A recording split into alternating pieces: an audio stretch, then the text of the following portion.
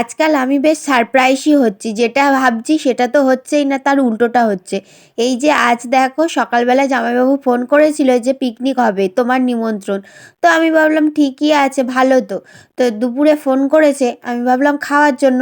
ও মা, গিয়ে দেখি না কিছুই হয়নি। দিদি বলল চল জোগাড় করি, পিকনিক তো করতে হবে। তো আমার দিদির নতুন বাড়ি হচ্ছে, তো সেখানেই আজকে হবে পিকনিকটা।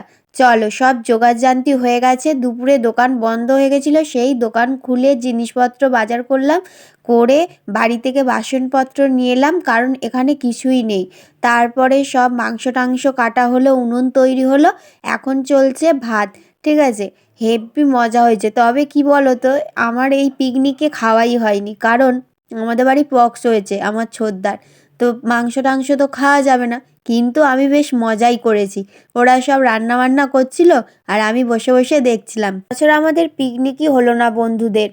আজ এর ছুটি নেই, কাল ওর ছুটি আছে, এই করতে করতে ঠিক করতে করতে গরমকাল পড়েই গেল। আর হবে বলে মনেও হয় না। আমি দেখেছি আগে থেকে কোনো কিছু ঠিকঠাক করলে সেটা কোনো দিনই হয় না, হঠাৎ করে কোনো সিদ্ধান্ত নিয়ে কোনো কিছু করলে সেটাই হয়। এটা আমি লক্ষ্য করে দেখেছি। তোমাদের ক্ষেত্রে সেটা হয় কি না জানিও কমেন্ট করে। রান্না প্রায় হয়ে এসেছে, আর একটুকুনি বাকি। যেহেতু অনেকটা লেট করে রান্না চাপানো হয়েছে, একটু তো দেরি হবেই। আর এই যে বাড়িটা হচ্ছে, ছাদ ফেলেছে তো সব কাঠ ফাট বাঁধা রয়েছে, তো এখনো বাকি আছে অনেকটা, চলছে।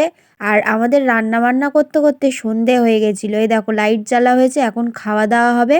এদিকে সব রান্না করা হয়েছে। মেনু কিছুই ছিল না, শুধু একটু স্যালাড ছিল, আর মাংস আর ভাত। এই যে সবাই খেতে বসে পড়েছে, দাঁড়াও সবাইকে কার কি লাগবে একটু দেখি। তো আজকের মতো টাটা, তোমরা সবাই ভালো থেকো।